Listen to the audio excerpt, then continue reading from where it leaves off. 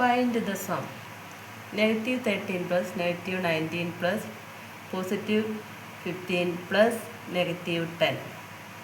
ഓപ്ഷൻസും തന്നിട്ടുണ്ട്, നമുക്ക് നോക്കാം. 13 നെഗറ്റീവുകളൊക്കെ നമുക്ക് ആദ്യം എടുത്ത് എഴുതാം. Negative 13 plus negative 19 plus negative 10. Positive 1 മാത്രമേ ഉള്ളൂ, അതുകൊണ്ട് നെഗറ്റീവുകളൊക്കെ നമ്മൾ ആദ്യം എടുത്തിട്ട് കൂട്ടുക. 3 9 12 2 ബാക്കി 1 3 4. ഇപ്പം നെഗറ്റീവ് 42 എന്ന് കിട്ടി. ഇനി ഏതുണ്ട്? പോസിറ്റീവ് 15. ഇനി അതാണ് ചെയ്യേണ്ടത്. Negative 42 plus positive 15. Negative 42 plus positive 15.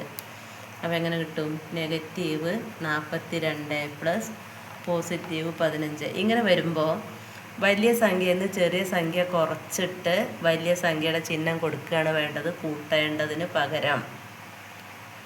രണ്ട് വ്യത്യസ്ത ചിഹ്നങ്ങളുള്ള സംഖ്യകൾ കൂട്ടുന്നതിന് പകരം വലിയ സംഖ്യയിൽ നിന്ന് ചെറിയ സംഖ്യ കുറച്ച് വലിയ സംഖ്യയുടെ ചിഹ്നം കൊടുക്കുക. അപ്പോൾ 42 15 കുറയ്ക്കുകയാണ് വേണ്ടത്. 42 മൈനസ് 15. 7 5 12, 3 1 പോയാൽ 2 27 എന്ന് കിട്ടും. കുറച്ചു. ഇനി വലിയ സംഖ്യയുടെ ചിഹ്നം കൊടുക്കുക. വലിയ സംഖ്യയുടെ ചിഹ്നം ഏതാ? നെഗറ്റീവ്. അപ്പോൾ ആൻസർ നെഗറ്റീവ് 27 എന്നാണ്. നെഗറ്റീവ് 27 എന്നാണ് ആൻസർ. നമ്മുടെ ഓപ്ഷനിലുണ്ടോ? ഉണ്ട്. Option C negative 27.